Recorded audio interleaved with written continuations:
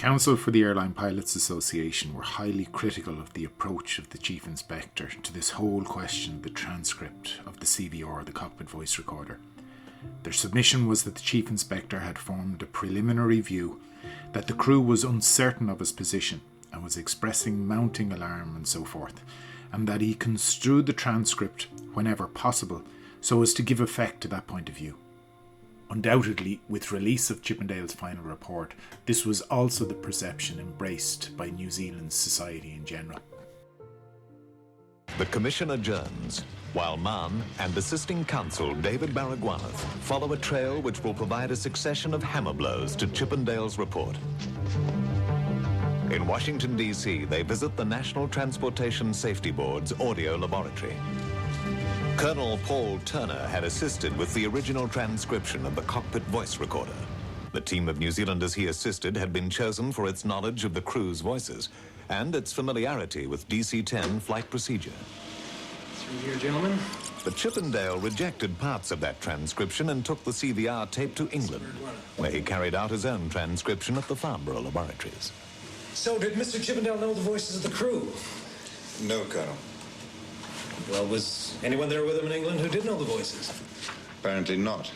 One of the changes made by Chippendale particularly interests me because of the strenuous objections made to it by the Airline Pilots Association. Bit thick here, hey, Bird? That was seized upon by the media, understandably, as indicating that the aircraft was flying in cloud. And that would put your pilot at fault? Precisely.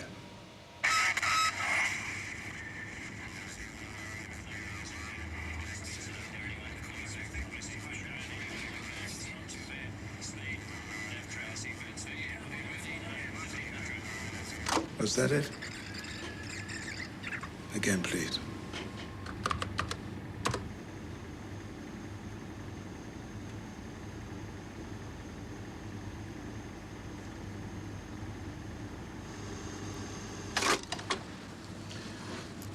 So, bit thick here, eh, Bert, becomes what? Well, I personally would transcribe that as, this is Kate Bird. Was anyone on the flight deck known as Bert? No. There's something else that puzzles me. We played the whole tape through several times. Chippendale's report from memory said that the two engineers on the flight deck had voiced frequent queries and had expressed their mounting alarm. That received enormous publicity. Where is all that? I think you have to realize, gentlemen, that Mr. Chippendale seems to have made the Farnborough transcriptions with a theory already in mind. Now, that can leave you hearing what you expect to hear. Building an accurate and authentic transcript from a CVR and then correctly interpreting the results can be a painstakingly slow and tedious task. Specific protocols are followed in order to prevent dubious or unclear passages from being transcribed as definitive phrases. Dedicated audio equipment able to filter out extraneous noise and enhance other sounds must be employed in order to give reliable results where recordings give poor quality data. Once transcription is complete, words and phrases must be read first in isolation and then from within a broader context in order to either support or contradict any initial interpretation. A common trap is to ignore this broader context and assume that the first interpretation made without contextual reference is the correct and authentic representation. It is almost inevitable that this approach will lead to an erroneous conclusion. In fact, it is normal when constructing a transcript to state at the beginning of the transcript itself, never draw conclusions nor ascribe meaning to a phrase using the CVR as the sole source of information. To illustrate this, imagine recording a meeting with 5 people conducting 2 simultaneous conversations. This scenario is not unlike the environmental situation on the flight deck of a large 1970s era aircraft with flight engineers and perhaps navigators present as well as the pilots. Then imagine asking 5 untrained people working independently to play back the tape on their own personal equipment and transcribe their results. They will tend to write what they think they hear, or worse, what they want to hear, rather than what is actually said. Moreover, it's likely there may be 5 wildly different results, any or all of which may be misleading. Without the services of an audio expert, it is quite easy, for instance, to blend 2 simultaneous conversations into one and thus reach a completely erroneous result. Despite the poor quality, the layperson could be persuaded by eloquent argument that any, or indeed all, of these transcripts are correct, even if they contradict one another. This is a good example of the Rassimon effect, in which one person's truth conflicts with another person's equally convincing truth, and is a well-known phenomenon in psychology. For this reason, properly trained CVR analysts will do only 2 things when they construct a transcript. They will attempt to determine exactly what words were spoken, and will attempt to attribute those words to a particular person. It is absolutely critical that transcribers do not attempt to determine why something was said, nor attempt to interpret or infer any meaning during the transcription process itself. That will come later, when the transcribed words are analysed and interpreted alongside any corroborating information. Good rules and protocols for CVR transcription and interpretation are essential for forming strong defences against flawed results. They facilitate the production of a true and authentic record and promote an accurate understanding of the events in question. However, even with these precautions in place, highly experienced air accident investigators are still not immune from hearing the things they want or expect to hear on a CVR, nor are they immune from ascribing meaning to a phrase based only on supposition or perhaps subtle pressures from vested interests. They must therefore always remain vigilant, and flight recorder specialists are trained to understand this. In order to assist investigators further, it is axiomatic that transcribers and interpreters must be available that are in current flying practice with the same airline and on the same type of aircraft as was involved in the accident. Moreover, they must not work alone or without the assistance of trained audio specialists. If there is significant disagreement among transcribers, or if none are able to determine what was said in relation to a particular passage, that particular passage must be deemed to be unintelligible or not sufficiently intelligible to give a reliable result. In addition, anyone working on the investigation or a transcription should remain free of preconceived opinion or ideas as to possible causes of the accident itself. This will guard against the brain being fooled into hearing something that supports a preconceived theory rather than what might actually have been said. In the initial stages of the investigation, Chippendale properly convened a team of appropriately qualified persons under the supervision of an investigator of his office to sit on a CVR group. This was one of a number of panels that was formed to examine specific areas of the accident. It was the job of this group to build the CVR transcript. As well as the inspector, the team members consisted of the airline's fleet manager DC-10, Captain Barney Wyatt, the chief flight engineer DC-10, Don Olive, and a representative from the Air New Zealand Airline Pilots Association, DC-10 Captain Arthur Cooper. These 3 were employed by the airline and well acquainted with the accident flight crew. To carry out the transcription, this team took the working copy of the CVR tape to the American National Transportation Safety Board Audio Laboratory in Washington, D.C. Prior to commencing their task, they received specialised training in the audio transcription protocols from NTSB flight recorder specialists and FBI audio technicians. After some 5 days, during which their mentors carefully monitored progress, they produced a single handwritten transcript. Cooper recalls the Americans were impressed with the patience and professionalism showed by the New Zealanders.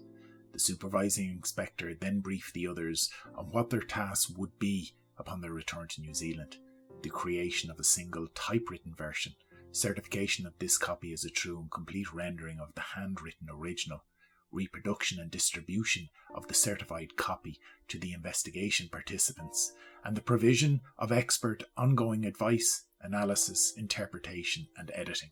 Their transcript was to be represented as the definitive article that would form an integral part of the investigation.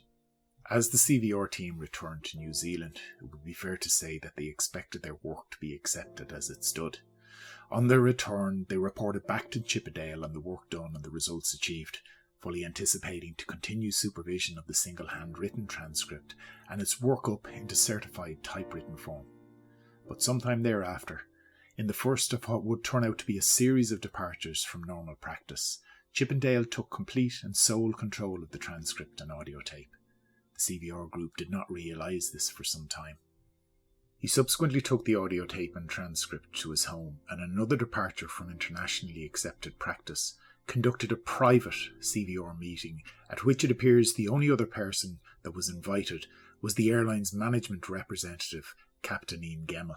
What transpired at this meeting, which under oath both he and Gemmell confirmed took place, is not known for sure. There was no valid reason to hold the meeting. Chippendale had a group of specialists already convened to answer any questions he or any other member of the investigation as a whole had pertaining to the CVR. Any issues the Chief Inspector had with the group's work should have been referred back to them, not to Gemmell.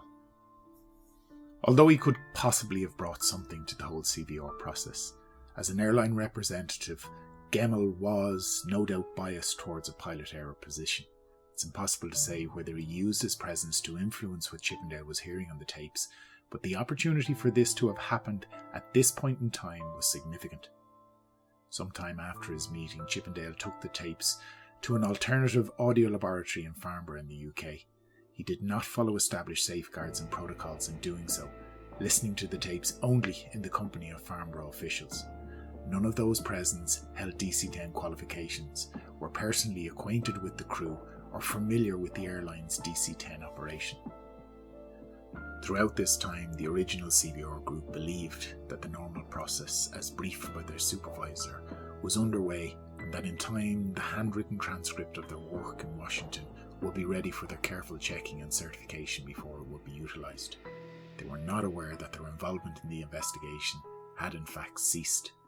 Cooper, and most likely the other members of the CVR group, were in fact kept in the dark until the publication of the final report. Cooper was astounded to note a typewritten transcript at Annex C of the final report that he had never seen, let alone certified. Cooper reviewed the CVR group's transcript and compared it to the published version. He became concerned that it appeared to contain additions, deletions, and editorial work that was clearly not from the CVR group. Eventually it would be determined that there were 55 differences between the original work and this alternative transcript. Clearly then Chippendale had cause to interrupt the planned transcription process. Perhaps initially he had thought the CVR group's results were wrong, incomplete, or needed his assistance in some way. Although what assistance he could have given to his CVR specialists is not clear. He must have had knowledge that was not known to or acted on by the CVR group. For example, he may have had information that indicated a better result could have been obtained at Farnborough as opposed to Washington. This might be understandable if he had a concern about the number of passages deemed unintelligible by the CVR group in Washington. The reality is, however, he is not on any record as having expressed this concern. In any event, he should have informed the group of any issues he may have had and sent them to Farnborough to re-evaluate, but he didn't do so. He travelled to Farnborough himself, did not involve any of his CVR specialists, and produced an alternative transcript that in places bore no resemblance whatsoever to the CVR group's work. Some of the differences were highly contentious. Chippendale had substituted the original transcript constructed by the CVR group, with all of its checks and balances, with his and possibly Gemmell's own. At best, this was an extraordinary non-standard performance. At worst, it was a highly improper and prejudicial act. Either way, it shouldn't have been allowed to happen. That it did speaks volumes for the weakness of the process and the lack of any management oversight of the Office of Air Accident Investigation at the time.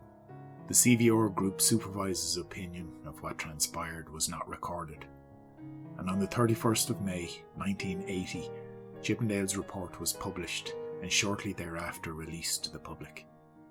The changes Chippendale made suggested that he had predetermined the cause of the accident and manipulated the CVR evidence to support his theory that the flight crew were at fault. This is evidenced by the fact that Chippendale expressed an expectation of a verdict of pilot culpability to the families as early as the 14th of December 1979, a mere 2 weeks after the accident. Justice Mahon, in his report for the Royal Commission of Inquiry, discounted the validity of Chippendale's CVR edits. However, he did state that I am satisfied that there was no deliberate editing of the transcript so as to conform with the Chief Inspector's opinion. But the Chief Inspector had a natural inclination to ascribe to remarks of doubtful meaning an interpretation which favoured his own theory because, believing as he did in the validity of that theory, he also believed that members of the flight crew must, from time to time, have expressed apprehension.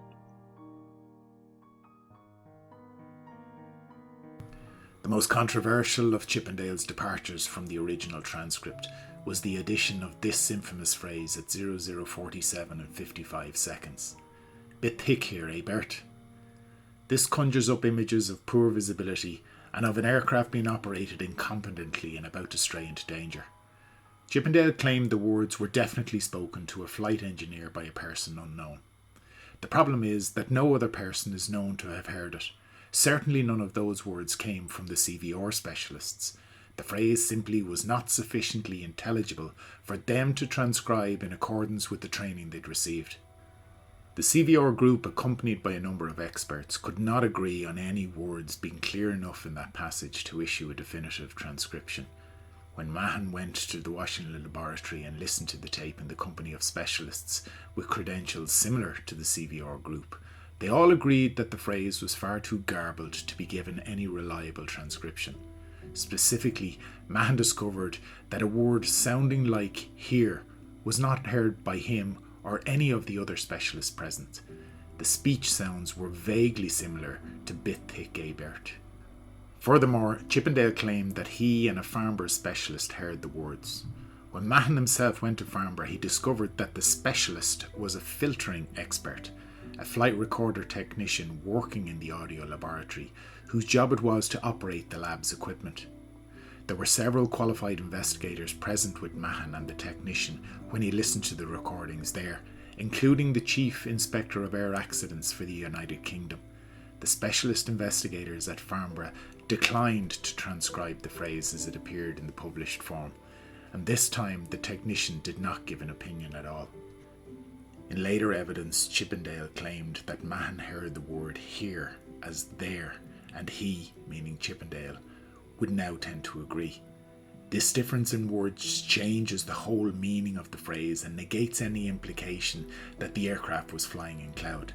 Mahon wrote that neither he nor counsel assisting him nor the Farnborough officials had ever heard the "here" word at all. In a newspaper article published in 2004, the then retired Chief Inspector was challenged and admitted that he may have got the name Bert wrong, but the "bit thick here" comment was there, he said. It was certainly possible that Chippendale made a genuine error in reaching this result. In that case, there was no mechanism in the system that could have identified and rectified the error. This was because he had taken sole control of the CVR and no one was able to monitor him. This illustrates why no single person ought to be permitted to determine the outcome of any CVR investigation, nor should they decide what should and what should not be included in any CVR transcription, including during editing. Chippendale said that a question was being asked of the flight engineer referred to as Bert, but also acknowledged that the flight engineer's name wasn't Bert. In fact, there was no flight crew member named Bert. The word "thick" strongly implies that the aircraft was flying in or near cloud. However, passengers photographed from cameras recovered from the crash site did not support this. A number of photographs showed sunlight streaming into the cabin right up until the moment of impact. These failures meant that Chippendale acted beyond proper and appropriate boundaries when he submitted these words. They should not have been transcribed. Any one of the failures identified during the transcription process would be enough to cause the CVR group to correctly render the phrase as unintelligible. Alternatively, during the interpretation phase of the CVR study, it would have been adjudged as not sufficiently intelligible to be given any reliable meaning or interpretation. In a press release made at the time, Chippendale claimed that just because there was no crew member named Bert, that doesn't prove that the words weren't spoken. I knew they were from the long hours spent listening to the tape. This statement reveals another flaw in the process by which Chippendale transcribed the CVR. Audio engineers and flight recorder analysts are very careful not to spend long periods, especially alone and unmonitored, trying to understand words. As a trainee flight recorder specialist learns early on in their career, after a while, the brain will begin to hear things that aren't there. There was strong evidence to suggest that the words spoken were probably "This is Cape Bird." Based on the route shown during the route clearance unit briefing, the crews may have believed that it was Cape Bird visible on the left-hand side of the aircraft at the time these exchanges took place, with the next landmark to come into view on the left expected to be Cape Royds. In fact, it would not be Cape Royds, but rather Cape Tennyson, which was probably subtending the same angle and thus a similar visual aspect as might have been expected from Cape Royds. The words "I reckon birds through here" were clearly spoken seconds afterwards, as confirmed by the CVR group. Contextually, the phrase would not be out of place. However, mere suggestion that the words spoken were "This is Cape Bird" fails the test required to insert them as a definitive passage into the transcript. In other words, probably isn't good enough. The only acceptable test is definitely, and the only acceptable method by which definitely can be achieved is by way of a vote of a group of specialists that themselves meet certain criteria. Clearly then, the treatment of the CVR failed to meet these criteria. Chippendale had failed to show that his version of the phrase was spoken. Thus, the original conclusion reached by the specialist CVR group that the words were unintelligible could be the only correct result. Another disputed phrase was recorded at 0048 and 5 seconds, with the assumed statement, "You're really a long while on instruments this time, are you?" For the same reasons given earlier, the CVR group determined that this passage was not sufficiently intelligible to be given any reliable meaning, and the public inquiry agreed. In fact, when Mahon and others listened, once again utilising both Washington and Farnborough audio laboratories, they kept hearing "this time" as "that time," which of course makes the supposed sentence grammatical nonsense. Moreover, it sounded like the words before "instruments" came from another speaker, dealing with an entirely different subject. In other words, the published transcript formed two conversations into a single phrase. This leads one to the conclusion that the aircraft was being operated solely by reference to flight instruments, further implying that the aircraft was flying in cloud or poor weather. There are a number of other examples of disputed interpretations in the published transcript. Consider these. At 0047 and 28, the comment, "What's wrong here? Make up your mind soon or you gotta go." Followed by at 0047 and 55 seconds, "It's not right." A little earlier was the phrase at 0034 and 21, "Damn, I had a whole series of figures, visual figures holding TACAN during the descent." Chippendale claimed the first two comments were made by flight engineers and the last by one of the pilots. After detailed expert analysis, the CVR group was unable to assign any of these added phrases as a part of their original transcription. The last example makes no sense whatsoever, and therefore analysis is pointless. It is most unlikely that these words were spoken as they appear in the published transcript. Non-authenticated, nonsensical additions aren't the only method by which the substituted transcript differs from the original one. Consider the following exchange at 0039 and 49 seconds. "Having a bit of radio trouble at the moment. Have you got the squelch off?" "Clear to go down." "Say again." "Have you got the squelch off that?" "Yes, on both." This exchange showed that the crew were actively troubleshooting the reason why the short-range VHF communications from Ice Tower were not being received. The crew were utilising their wealth of knowledge and experience to try and resolve the anomaly. The words are clear and unambiguous and were signed off unanimously by the CVR group as having definitely been spoken. This passage, however, does not appear in the published transcript. Chippendale claimed that it was necessary to edit out that phrase to comply with the wishes of the Airline Pilots Association. How he arrived at this reasoning is not known, because during the Royal Commission's hearings, It was counsel for the association who drew attention to the omission and criticised Chippendale for omitting it. Here's another alteration. The flight's Antarctic commentator Peter Mulgrew spoke these words as authenticated by the CVR group at time 00:45 and 36 seconds. Taylor on the right now. Tone and inflection indicated a positive statement in the form known as an absolute phrase. He was thus likely to have been pointing out the believed location of the Taylor Valley to the other crew members. The published transcript, however, converts this phrase into an interrogative. The Taylor, or the right now, or do ya? Note the word the is added at the beginning of the phrase. On becomes or, and the word right is replaced with its homonym right, presumably meaning the right valley. Then the supposed words, or do ya, end the phrase. The captain then supposedly says, no, I prefer here first. Once again, the substituted words were not heard by the CVR group or anyone other than Chippendale himself. This shifts the context from the crew carefully reaffirming their position by clearly identifying features visually, and strengthened Chippendale's conclusion that the crew were indecisive and unsure of their position or of what to do. The phrase at 00:41 and 45 seconds of "my God" was another contentious interpretation of the CVR. Taken out of context, the inserted "my God" comment implies someone was expressing shock at the decision to descend visually, and probably began the myth that the flight engineers were kicking and screaming while the pilots flew them into the ground. But in the following few minutes, there was no other comment made that could be interpreted as expressing shock or even puzzlement at that decision.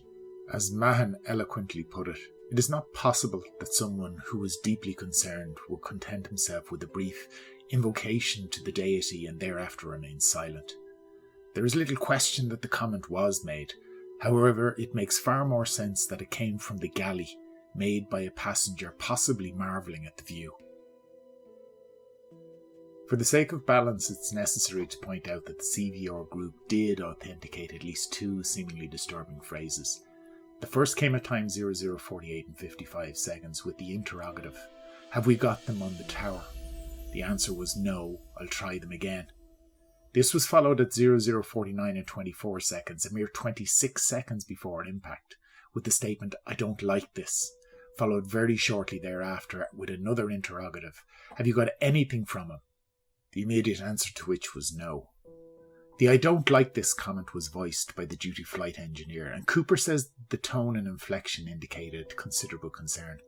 It fell within the above exchange between the pilots regarding the lack of VHF communication with Ice Tower. Again, the context must be examined in order to correctly interpret the message of this passage, rather than assuming theories of mounting alarm from the flight engineers being ignored by the pilots. In fact, had that been the case, the flight engineers would not have stopped issuing warnings until the pilots acted. As this did not occur, it strongly suggests a less immediate reason for the comment. It is likely that the duty flight engineer was referring to the exchange between the pilots and was simply expressing his unease that, contrary to expectation, no VHF communications were taking place. To put it another way, perhaps, if the engineer had issued a warning, the crew loop would have required that the flight engineer qualify the statement by clearly defining exactly what was bothering him, and then suggesting a course of action. But this did not happen. This second example serves as a further graphic reminder to leave CVR interpretations to the experts. At 00:44 and 067, the comment was made, "Where are we?" Upon reading that this remark was recorded on the CVR, breathless intonations from the armchair experts predictably concluded that the crew was lost. Naturally, it didn't take long for the phrase to morph into something more suitable for the masses, as this erroneous quote from a book reviewer at the time shows. Where the hell are we? It clearly looks as though the speaker is asking a question, particularly as Chippendale added the interrogative question mark all by himself. In fact, the speaker was more likely to have been making a statement, the indication of which is revealed immediately in the next line. About up to here now. The speaker was likely referring to the aircraft's track as depicted on a chart, and merely pointing out the aircraft's position along it. This is not an uncommon thing for a pilot to do, particularly when navigating usually over largely featureless terrain. In fact, this forms part of normal map reading technique and further indicates that the aircraft was navigating clear of poor weather. Several minutes later, the captain said, "We're 26 miles north. We'll have to climb." This statement was followed by a short tactical discussion on the best way in which to achieve this. It was during this exchange that the ground proximity warning system was sounded. The crew would have been looking outside, only to see a flat sheet of ice 1,500 feet beneath them, cliffs to either side, and a horizon that was miles off in the distance. Disbelieving the alarm, they nevertheless executed the procedure to get them away from the ground as quickly as possible, as they had been trained to do, but to no avail. In accordance with accepted protocol, editing of transcripts is sometimes necessary to ensure passages deemed irrelevant to the causal sequence are not published. If that were not the case, the irrelevant conversation could swamp the relevant passages and make it more difficult to interpret correctly. There's also the question of privacy and the chance of misuse of what amounts to privileged information. However, the published transcript misrepresents the work the CVR group did. While editing oversight was correctly within the area of responsibility of the Chief Investigator, it was completely contrary to standard established procedure for Chippendale to actually perform any editing by himself or only in the company of a senior manager from the airline, and particularly without recourse to other members of the CVR group or other specialists. Editing must be strictly controlled and not left to a single individual to determine the outcome, even if that individual is the investigator in charge. Examined clinically, it is clear that for Chippendale to have heard words that no one else could hear, and to have removed from the record words and phrases heard by others that tended to disprove his theory, his professional standard had fallen considerably short of where it ought to have been. The failure of the system to recognise this and take steps to compensate for it showed an equal lack of performance standards and protocol.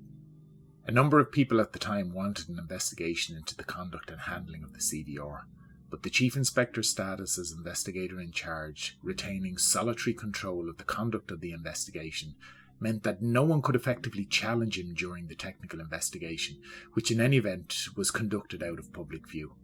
That was left to the Commissioner, Justice Peter Mann, and the public inquiry, where for the first time many of these irregularities were revealed. In conclusion, it was established that the original CVR group correctly constructed a CVR transcript known as the Washington transcript.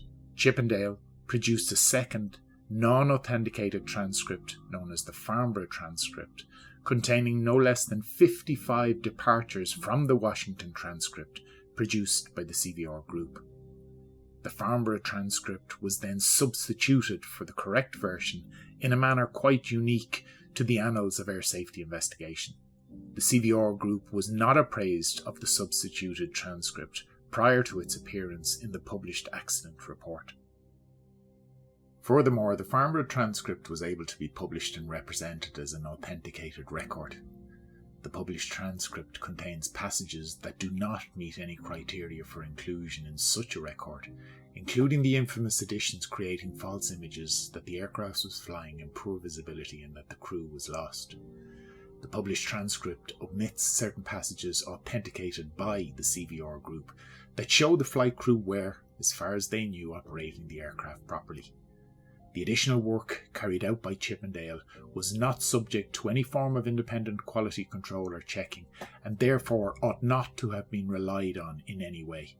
And finally, the behaviour of Chippendale throughout is consistent with his focus on one theory, that the crew were unsure of their position and flying in poor weather conditions. As a result, the published transcript reflects that personal belief, rather than providing an unbiased conclusion.